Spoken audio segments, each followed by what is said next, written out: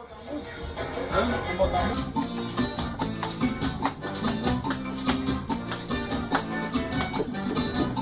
Posso pegar, meu querido? Obrigado.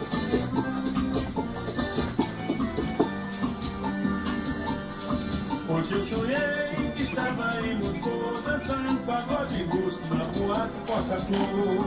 Porque eu sonhei que estava em Moscou. Pois é, minha gente, a gente anunciou no início do programa, né, que íamos falar muito de como está as tradições juninas no Distrito Federal.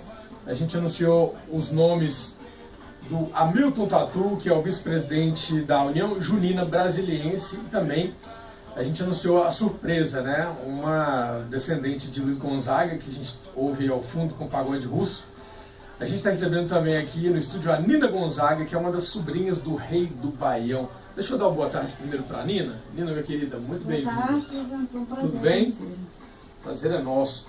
Ô Tatu, que coisa boa a gente saber dessa União Junina Brasiliense. Era uma sigla, Brasília é mestra em siglas, né? Eu não conhecia essa sigla, então eu presumo que seja nova. E vocês já vêm aí, começam 2015 mostrando uma preocupação com o calendário, quer dizer, pensando, pré-produzindo a coisa, tentando fazer uma coisa muito mais profissional do que já é. É por aí. Boa tarde, bem-vindo. Boa tarde, Giovanni. Boa tarde, Nina. Boa tarde a todos no Brasil. É assim, a União Junina ela nasce com aquele intuito de resgatar o que é a cultura popular, que é a cultura de massa, é uma cultura do seguinte, hoje, o terceiro setor. O movimento junino nosso em Brasília, ele teve uma decadência muito grande de 6, 7, 8 anos para cá, que nós tínhamos cerca de quase 90 grupos, hoje temos quase que 60. Então, hoje é uma perda grande. Com a fundação da União Junina, a gente fez o quê? A gente Tem explicação para essa queda? Tem, sim.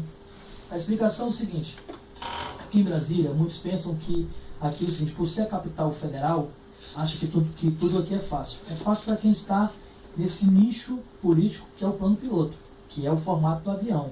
Mas para quem está nas cidades satélites, que são todos oriundos do Nordeste, a coisa é mais batida, é mais dura.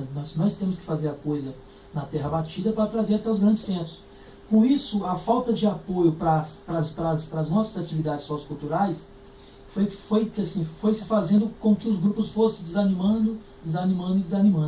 A União Junina, ela nasce nesse intuito de manter viva os grupos que já existem, resgatar os que acabaram e dar vida também àqueles que estão dentro das comunidades, mas que dançam na igreja, ou que dançam na sua rua, que faz 3, 4 apresentações, mas que nunca quis ser vista. Então a gente faz esse registro todo para ele, a gente dá, exemplo seguinte para ele, um contador, um advogado, um CNPJ. Então a gente dá vida para ele vir mostrar o cenário dele, para exemplo, não só para a comunidade dele, como para o DF todo, e exemplo seguinte, o Brasil. Tendo em vista que nos últimos 10 anos, pode gravar isso daí, nos últimos 10 anos, Brasília tem se destacado no cenário nacional. Eu, por exemplo... Ganhando concursos nacionais. Isso, né? nacionais. Exemplo seguinte, o meu grupo é o seguinte, é o Grupo Cultural para Folclórico Quadrilha Junina Palmelado, é de Samambaia. Somos o seguinte, pentacampeã do Arraiá Brasil, primeira campeã brasileira do Brasil e a gente, a primeira campeã fora de época também em Iguatu, no Ceará, é também o nosso grupo Palmelado. Só fala o nome, por favor, Grupo Cultural. Para Folclórico Quadrilha Junina Palmelado. Palmelado dá um duplo sentido, mas vem da festa do pau de sebo. Então assim, a junção entre o pau de sebo, as sanfonas, a bomba e o triângulo.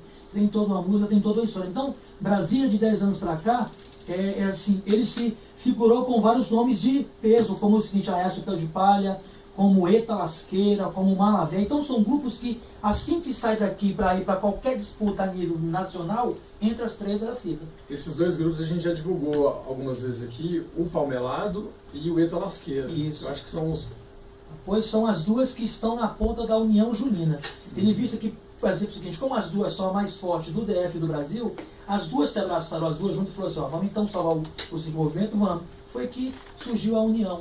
Agora, para a gente finalizar esse assunto mais técnico aqui, o Hamilton Tatu, a União Junina Brasiliense, a UJB, ela vem substituir alguma outra entidade que existia, que que tinha que fazer esse papel de unir essas agremiações juninas ou não? Ela vem coexistir com alguma outra anterior? Como é que está essa situação, esse quadro político mesmo? Posiciona para o nosso ouvinte, porque a gente que não vive esse mundo das quadrilhas juninas cotidianamente como vocês, a gente é totalmente perdido nesse assunto. Então eu vou te explicar aqui agora. Então a gente vai acreditar no que você está falando. Beleza, então. Tá Então, bom? assim, existe hoje a Link DFE, que é a Liga das Quadrilhas Juninas do DF em torno, no qual eu ainda sou filiado lá. É uma liga. Isso, é uma liga. Só que a liga, ela pensa exclusivamente na competição. Ela é 100% a competição, que são as 5 etapas que existem hoje em Brasília.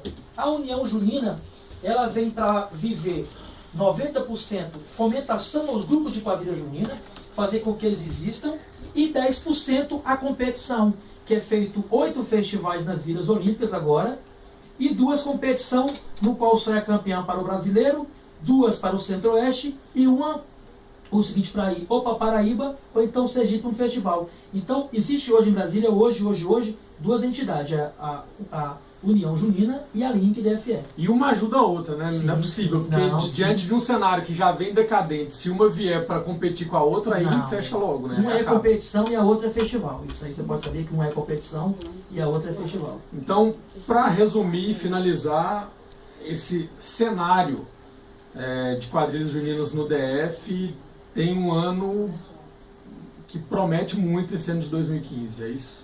Promete muito o seguinte: a União Junina, ela vem o seguinte, com um calendário do ano todo. Por exemplo, janeiro e fevereiro, 5 grupos nossos já foram lá no Hemocentro e doou sangue. Então, a cada mês, 1, 2 ou 3 grupos vai doar sangue.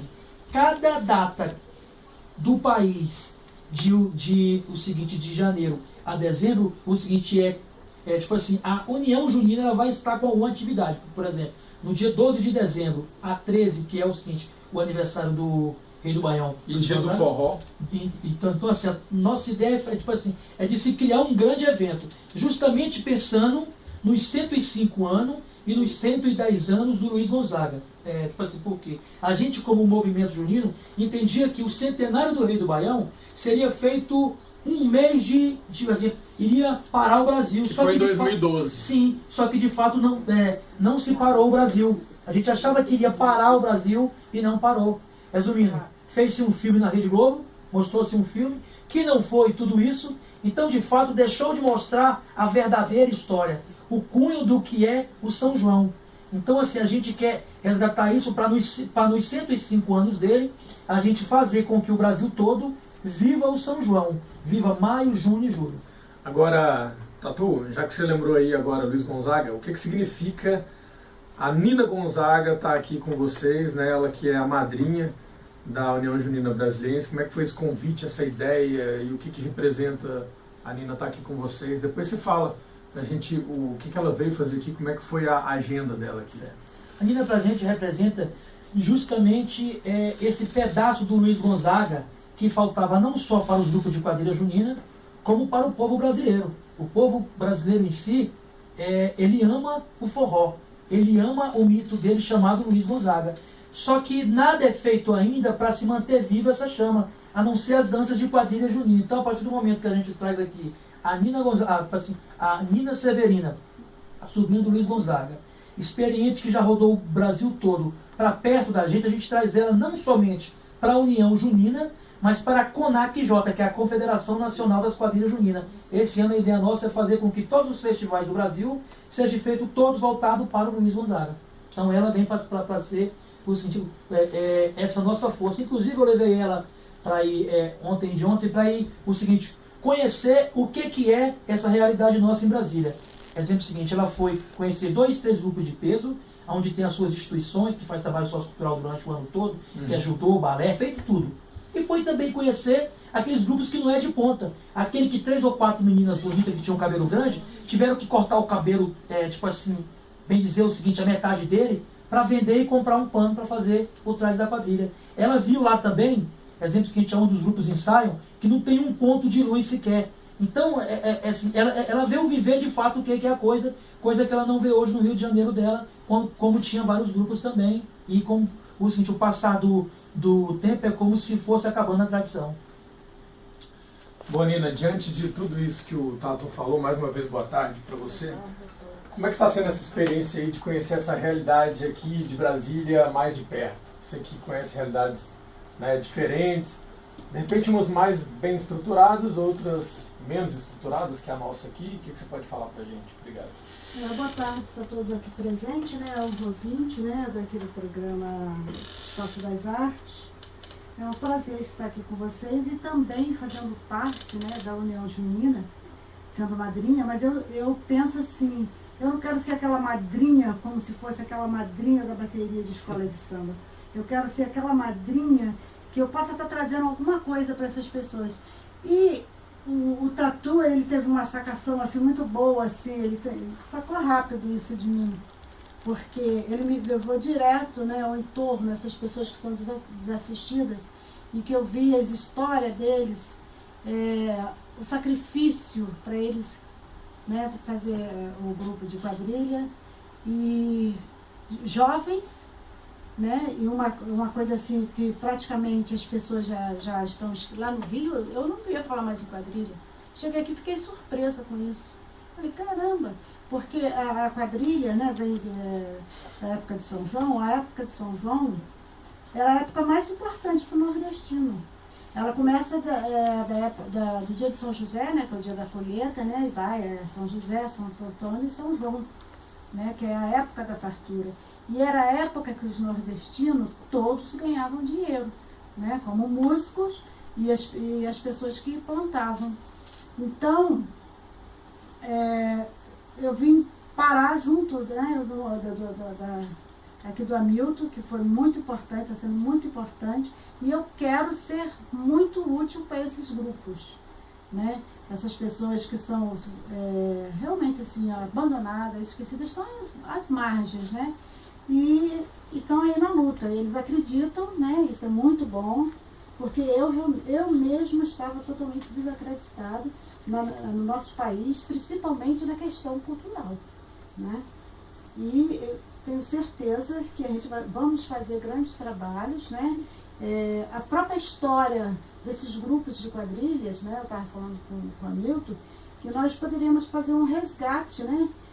De fazer documentários, né? Com eles contando, mostrando, né, o sacrifício deles, né? Porque eles acreditam, né, nessa coisa, e divulgar o trabalho deles, com livros, com documentários, muitas coisas, né?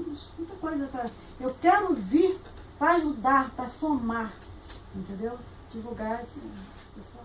Ou seja, quadrilha junina não é aquela que vai ficar só com atividade só em junho e julho, né? Ela tem um ano inteiro que pensar em atividades. Exatamente, né? exatamente. E lá no Rio de Janeiro, então, que é onde você mora, essa tradição vem se perdendo. Está se acabando. Até porque eles perderam Ficou muito comercial também, original, eu acho. Né? Porque antigamente aquelas roupas de chita, aquelas coisas, né, a pessoa usava muita criatividade. Eles começaram a colocar uma coisa assim, muito caro, né? Tornou-se caro. Aí de repente o país não está bem, aí eles não conseguem fazer. Aí, quer dizer, o negócio vai sumindo, desaparecendo, né?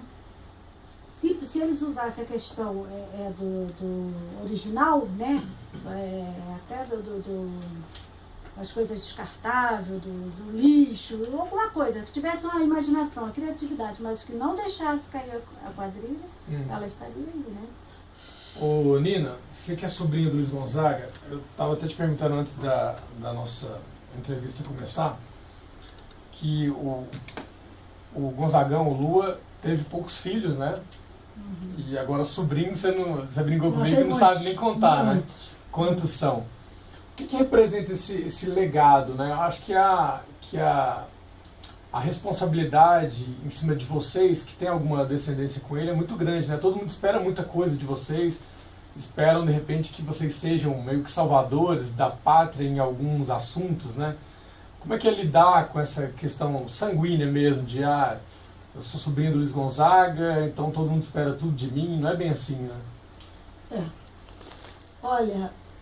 Você é produtora cultural. Sim. O povo, o tratamento do povo com a gente E todo mundo espera que seja músico, que seja virtuoso, e que arrebente algum instrumento, que faça letras maravilhosas. Não é bem assim, né? Não é bem assim. Não é bem assim. O povo, ele pensa uma coisa. E a mídia, né, a mídia zona, ela é cruel. Ela não procura família. Tudo que eles fazem, eles contam a história que a gente fica assim, que a gente nunca ouviu aquela história. Como se fosse a verdadeira, como né? se fosse a verdadeira, né? Passa a ser a verdadeira, né? Aí eu discuto sobre essa questão da história. Eu questionei até a Bíblia, quando houve o centenário de Gonzagão. Eu falei, gente, eu estou vendo fazerem livro, fazerem filme, que nada disso existiu. Eu falei, então a Bíblia, que é um livro milenar, uma coisa mais popular do mundo, né? Existe a Bíblia. Eu falei, o homem faz isso, então, né? É complicado isso, né? Porque eu costumo dizer que a história, ela deve ser verdadeira. Doa quem doer. Né? E nós ficamos um pouco tristes, muito tristes, no centenário do Gonzagão, né? Que eles praticamente fizeram a mídia, tudo às nossas costas, não procuraram a família, não quiseram saber da família, falaram o que bem quiseram, e a família, em vez de ficar assim, a gente aguardava essa data com assim, ansioso, né?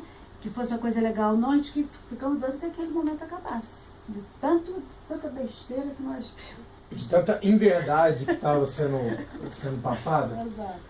Ô Nina, isso que você está falando serve para o filme Gonzaga de Pai para Filho? Né, que é de 2012 e foi dirigido pelo Breno Silveira. Certo. Então, inclusive, eu tive a conversa com ele, fui conversar com ele para ver se ele me ouvia, mas ele falou que não era um filme também para fã do Luiz Gonzaga, né? E disse que me chamaria de novo para conversar. E ele ficou nisso. Ele fez o que ele bem, entendeu, né? Ele teve problemas que não deu ibope, né? Porque o de Luiz era uma pessoa popular. Aonde ele ia, ele fazia amizade, conversava, dava atenção. Ele era muito popular, então as pessoas conheciam muito ele se permitia isso. Né? Inclusive o filme focou muito a questão dele com o Gonzaguinha, né?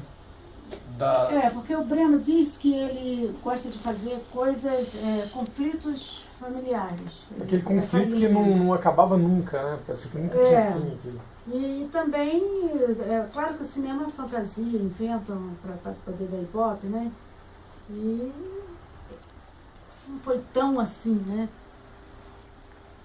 Inventou, mas deu muito certo. Teve coisas até piores, né, que não foi falado, e teve coisas muito boas também que não foram faladas, né?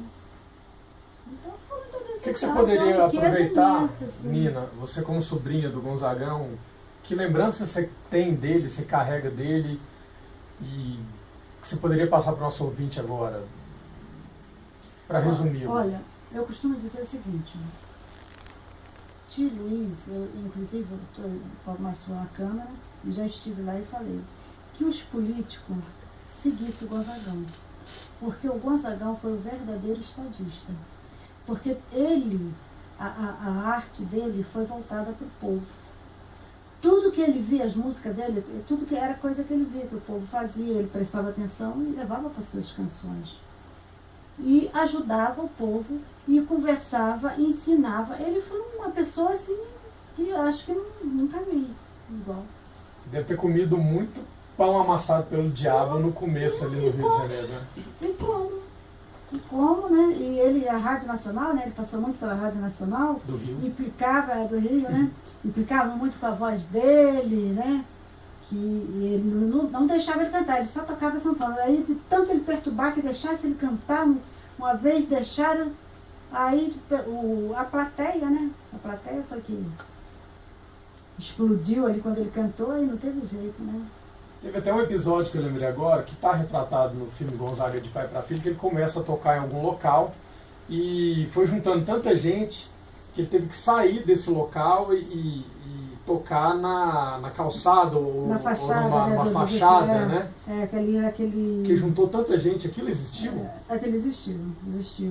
Que ali, aquela área ali era a zona do mangue, né? Era a área de prostituição mesmo. No Porto, né? No Uma coisa Porto, assim lá no Rio. Existiu. E ali era um cinema que virou, né, uma casa de noite, né?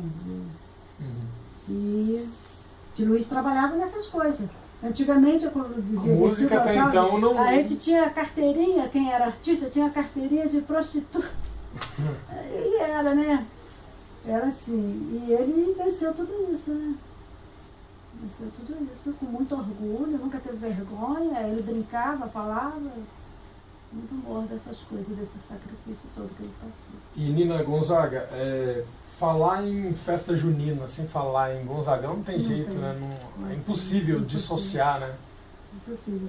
Inclusive, as quadrilhas, quando eu cheguei, as pessoas falavam, porque aqui foi considerado, né, em Valparaíso, a cidade mais violenta do mundo. Eu falei, eu também moro numa cidade, em Belfort Roxo, que também foi considerada a mais violenta do mundo. E numa quadrilha, quando eu cheguei, eles estavam ensaiando com a música Prece para Exu. Eu falei assim, essa música foi feita naquelas brigas dos Alencar, Sampaio e Saraiva, lá em Exu, que o tio Luiz levou a paz para eles lá, né, nesses conflitos. Eu falei, em todo lugar tem isso, a vida é assim.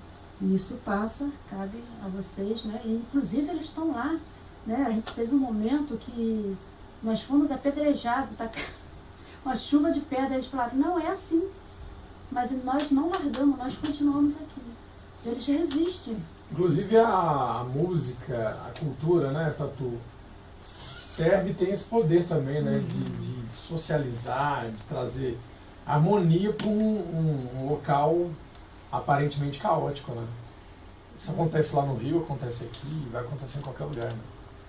A cultura e o esporte, né? Acho que tem liberta, né? Liberta, né? Tem esse poder aí. Eu levei a Nina até o seguinte, o grupo lá no Pedro, lá no Valparaíso, o seguinte, chamado Os Banguelas. Era um grupo que era só um grupo de quadrilha normal, só que depois que se registrou, virou um instituto sociocultural, Os Banguelas. Hoje o tio Pedro atende quase 500 famílias com alfabetização do menor aprendiz. Hoje o Pedro tem judô, karatê, informática, balé. Então, além da quadrilha junina, através da quadrilha junina, ele faz várias atividades durante o ano todo. Quando a Nina citou aí nessas pedras, é porque é o seguinte, lá no Valparaíso, não, lá em Lusiânia, numa cidade chamada Jardim Gá. Um bairro lá de Lusiânia. Isso, um grupo perigoso demais. E o grupo ensaia ainda, assim, cheio de malandro lá dentro, assim, esses que não querem que o esporte e a cultura adentre dentro da comunidade, mesmo assim o grupo existe. E aí, assim, o grupo ensaiando lá, né, e aí o povo jogando pedra de cima assim, justamente para atrapalhar o ensaio. Mas mesmo assim, jogando pedra e tudo, o grupo se mantém firme, se mantém ali firme. Então, assim, o trabalho sociocultural que é feito dentro das quadrilhas juninas, pelo menos aqui no DF, no entorno, ele é muito grande. É de resistência em todos os sentidos, né? Impressionante. Sim, coisa que não tem no Brasil. Eu estava agora esse final de semana, dia 7 e dia 8, o seguinte, porque eu fui, eleito vice-presidente nacional do movimento junino. Você acredita coisa que eu não sabia, eu conheço o Brasil todo, eu não sabia. Um grupo famoso como o seguinte, a Tradição, lá de Recife, atual campeã brasileira, e a Capelinha do Forró, lá da Bahia. A Tradição, ela não tem registro. Ela tem quase 100 casais, gasta em torno de R$200 mil no ano com a junina dela sem viagem, e não tem registro de nada, não tem um CNPJ, não tem nada. Aí eu falei, meu Deus, o que é isso? Aí a Capelinha, vice-campeã de 2012, um grupo tradicional grande. Ano passado veio sendo vice-campeã do Nordestão e do Nordestino da Globo. Aí eu virei e falei assim, e aí, esse ano vem forte? Não, Tatu, esse ano a Capelinha não vem. Como assim ela não vem? A Bahia não vai ter essa representante porque a gente ficou com R$70 mil de dívida, então nós vamos ter que parar esse ano, de 2015, pagar a dívida para voltar em 2016. Aí eu fico pensando, como é que um grupo desse vem dessa forma e vai ter que parar um ano para voltar outro ano? Eu acho que a falta do registro dele faz com que ele viva desse jeito, porque a partir do momento que ele tem o seu registro, que ele é registrado, o que mais tem aí é chamamento público.